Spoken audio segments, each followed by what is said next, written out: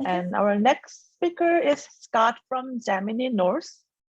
He is an associate director for development at Gemini, and he will talk about the future instrument. Scott, you can share your, oh, Sandy, okay. Yes, yeah, great. right. I'm just trying to get out of it. Yes, okay. Yeah, thank you. And Scott, you can share your screen now.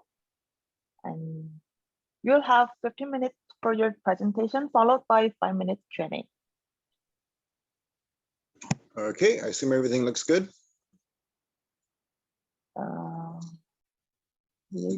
Yes, perfect. Yep, great. Yeah, so I think there might be a lag. I'll try and remember to advance the slide sooner than I need to. So I'm Scot Kleinman, the Associate Director for Development at Gemini, and I want to talk about an overview about our future instrumentation. We heard a lot yesterday. We'll hear some more today and throughout this meeting. So I won't go into details because we'll have detailed presentations on most of the instruments. I do want to remind and maybe introduce to those who don't know Gemini, what you're seeing here in this image is the back of the Gemini telescope, where we can mount 3 instruments simultaneously. And we can exchange between them just by moving the tertiary mirror. So we change instruments while we're slewing. So it's really no big deal to switch instruments multiple times during the night. We have 3 instruments we mount at all times. And we keep 4 instruments active, sort of as instruments that we support. And then we have additional visitor instruments that come for block periods of time, which can take a port. So already with our 4 instruments and 3 available ports, we have to do some swapping. So not every instrument is available at all times. So as I said yesterday, we heard a lot from Ruben on our current instruments. Greg Mace talked about iGrins and iGrins 2, and really the high throughput on iGrins and iGrins 2 makes them really unique instruments. Jacob talked about Maroon X. I show example lab spectrum here, and I think 20 centimeters per second, just astounding. So we're getting really unique and state-of-the-art performance there. Quinn talked about GPI2 and the improvements in contrast and limiting magnitude is going to be a big deal in GPI2 as we upgrade it and bring it to the north. So a lot of new, really top-notch capabilities here. And what we're here later on today are existing instrument or other new instruments. Ghost, Alan will talk about, and Ghost is going to be also a very high throughput instrument. It should be one of, if not the best, in terms of throughput, high resolution optical spectrograph on a large telescope. Scorpio, we're here from Massimo, and this is a really exciting instrument because we have 8 bands simultaneous coverage from optical to infrared, and it's designed for rapid acquisition and fast readout.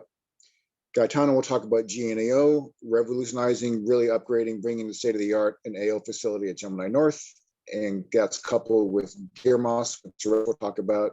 And finally, we'll look forward to something that we're just thinking about. We're not actually in progress now, GLAO, so the next generation AO facility that GNAO at Gemini North will help enable.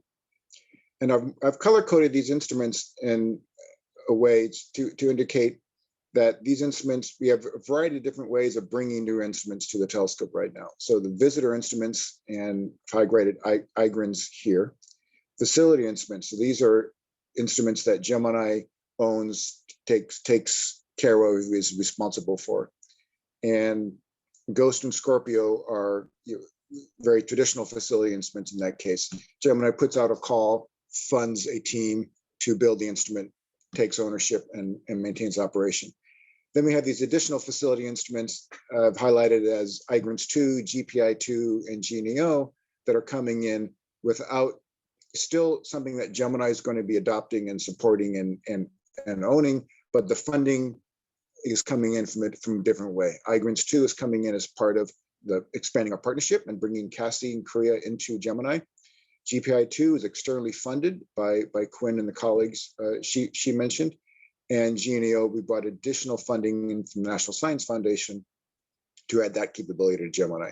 So we're bringing a lot of new facility instruments, and without having to increase the funds we're getting from our partners, contribute directly towards instrumentation.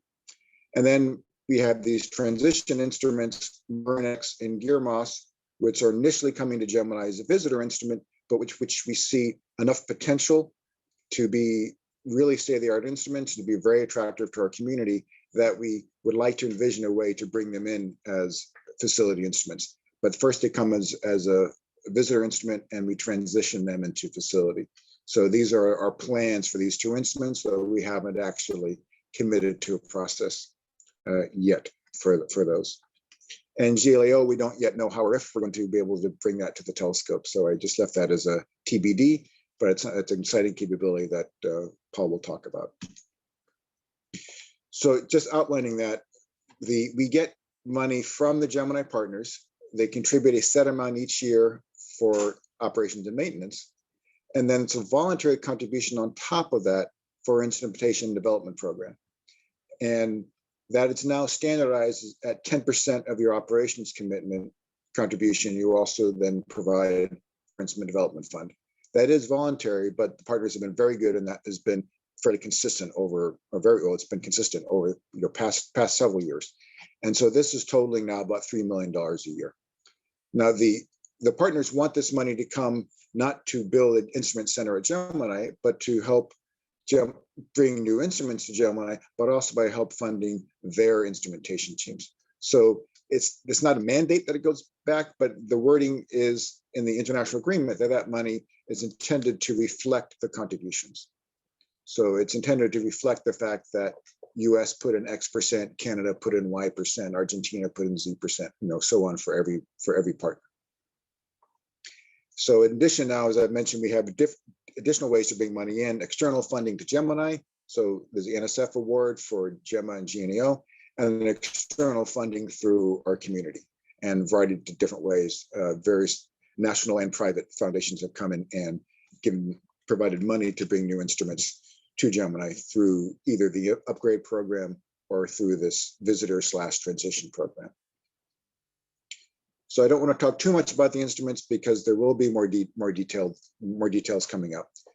But just in case you missed yesterday's talks or can't attend all of them today, GHOST will be again very high throughput, simultaneous coverage. So we're getting everything in one shot between about 360 and one micron at 50K for two objects, or about 75K for one object, and then plus sky. GHOST is ready for commissioning. We just need the ability to get people to the telescope from all over the world to do the commissioning, and the ability to build it, to have a team work closely together. So we are hopeful that COVID will allow us to do this in early 2022 calendar year, but that remains to be seen. Everything has been ready. We could have been done by now in a pre-COVID world. iGRINS 2. This is also very high throughput, which is it's really claim to fame. It's already was doing 8-meter class science on 2 and 4 meter telescopes, and so on an 8-meter telescope, it's doing outstanding science given the very high throughput. So we're getting our own version of this through the CASI joining of Gemini. High resolution, high throughput, simultaneous H&K spectrograph. Currently planned for the end of 2023, and I should add that the team has been remarkably consistent on meeting schedule to date, despite some COVID setbacks already. Scorpio is our 8-band optical and infrared imager, simultaneous coverage again. So we're seeing a trend here. So we're getting lots of data. You don't have to decide which band pass, which area you want in a lot of our new instruments, covering this broad range from UV optical into the near infrared, with a imaging mode and a 3 arc-minute long slit spectroscopy mode. Rapid acquisition, rapid readout, designed to be ready at the start of the LSST, the actual survey. Both Scorpio and LSST has been delayed for about a year given COVID. So we'll see how that continues, but right now we're kind of delayed together, and so we can still stay aligned. Lots of different subcomponents, subcontract works getting delayed because some vendors can't get to the office, can't get to the factory, or delayed in producing things.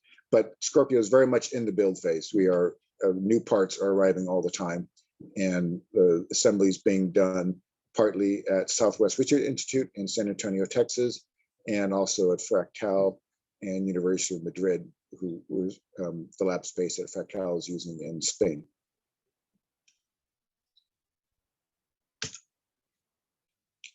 And finally, GNAO and Gearmas, which we'll hear about later today. This is the new AO facility for Gemini North. Gearmas will be this really multi-purpose instrument, multiple IFUs and an imager.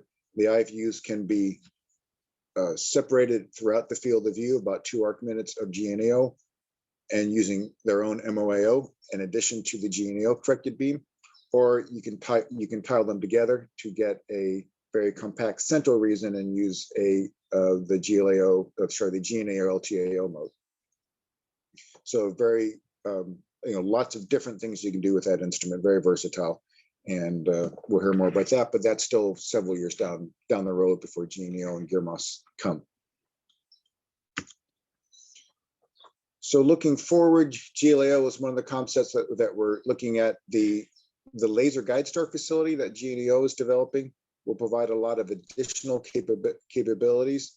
And so one way is we can reconfigure that same guide star facility to serve a GLAO mode that use an adaptive secondary. So there is no AO bench. We don't have to pick off or separate the light, the diachroic. All the correction is being done at the secondary mirror. So basically, any instrument mounted on the instrument support structure at our cast focus gets the advantage of its seeing improved, higher image quality beam. We're completing right now the feasibility study for that, and you'll hear about that in Paul's talk. Bottom line, I won't steal his thunder too much, is that we found, conceptually a way that we can do this, and we're working with several science cases now. We want to still now expand the idea of instrumentation in the science case with our community, see do we get a consensus that this is the way we want to go, and then we can work towards finding funding for that. With our instrument development fund that I outlined earlier, our current commitments for Ghost and Scorpio and our other ongoing upgrade programs, some of which Ruben mentioned, are, so thank you. I see the stars. I'll wrap up shortly. The next funding wedge from that funding stream comes up in about 2027. So if you don't find additional funding, that's the next opportunity for us to do GLAO, or if you find some other capability that we would like, that's the next natural time. However, we have these additional ways to bring in additional funding, so that's another way we can go forward. And finally, just food for thought, maybe for discussion now or later. What I mentioned, we have 3 instruments mounted on the telescope at all times, 4 that we support. That means we have to port swap. We have to share one of the access ports with at least one other instrument. And with all these new instruments coming online, that's actually getting to be a problem. It's a good problem to have, but how we select which 3 instruments out of 4, or which 4 out of the many we keep active is an ongoing question. So the best way we've discovered to try and do this is to cheat a little bit and come up with 5 instruments on Gemini North by time sharing GPI2 and Maroon X, both of which are doing some extrasolar planetary work, among other things, but in a way that might complement each other, in a way that maybe we could have GPI2 on for a while and Maroon X for a while at some cadence that makes sense. So we are really interested in hearing your thoughts about how such a regular swap might work. And then finally, I have some chat times open Wednesday and Thursday if you want to talk about getting more information on these instruments, or talk about your instrument idea, or bringing an upgrade, or other visitor instrument to Gemini. I'm very happy to hear your ideas and talk to you about that. So that's it. Thank you. Thank you for your talk, Scott. And now we'll take questions. And I think not yet posted. So if you have any questions, please place on the Kuva Q&A app. And Elizabeth pointed out that the individual future instrument talk will be on tomorrow, not today. Oh, thank you.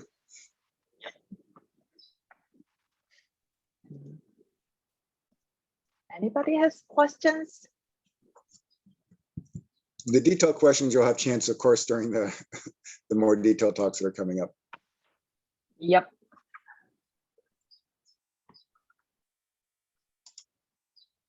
I will refresh.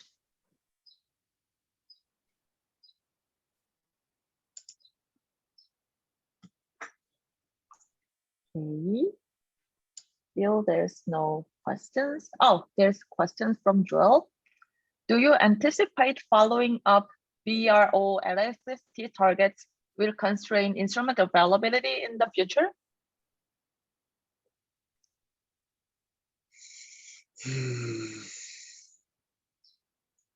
So I think we have to, as an observatory, as a community, decide how formally we're going to follow up things like Rubin Observatory and the survey, and whether or not we, right now it's basically by demand.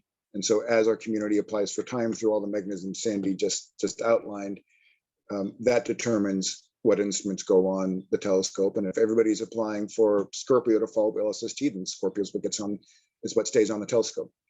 There are other models you can imagine where we try and set up blocks of time for follow-up and different ways. And we still have options to do that, but that would be a very much community operations focused discussion if we want to do that. Otherwise, it's really reflecting the telescope, the instrument allocations on the telescope will reflect the user demand. I don't know if that helped. Thank you. There's another question that in the last slide, Genus was going to be replaced in the future. Is this going to be permanent? So when this is an artifact of our embarrassment of riches, with all the new instruments coming and our ability to only support 4 instruments at a time means something has to go. So one of the thoughts was with GNEO and GearMOS that we might be able, that the least painful remaining instrument that we could decommission would be GNERS. So that is indeed the plan, unless we end up changing our model of 4 instruments. But yes, something has to make room for the new instruments. Thank you. And the other question is, won't GS get crowded with Ghost and Scorpio? So Gemini South would look something like, let's see, GMOS. So GPI is leaving the South. And so what we're stuck with, we've got GMOS, Ghost, Scorpio, and then you're trying to balance Flamingos 2 and GSAOI. And so that will be the sore point there. That's 5 instruments. How do we manage that? So yeah, that will be a similar problem in the South. And there's a comment from Andy Adamson that there is a chat session tomorrow morning with Jacob, Bin, and Bruce and Andy to talk about the scheduling of NOIRLab and GPI2. So if you're interested, please, do the chat session. And okay, there's no more questions. Then we can move on to the next speaker. So if you have any questions, please continue the discussion on the Q&A.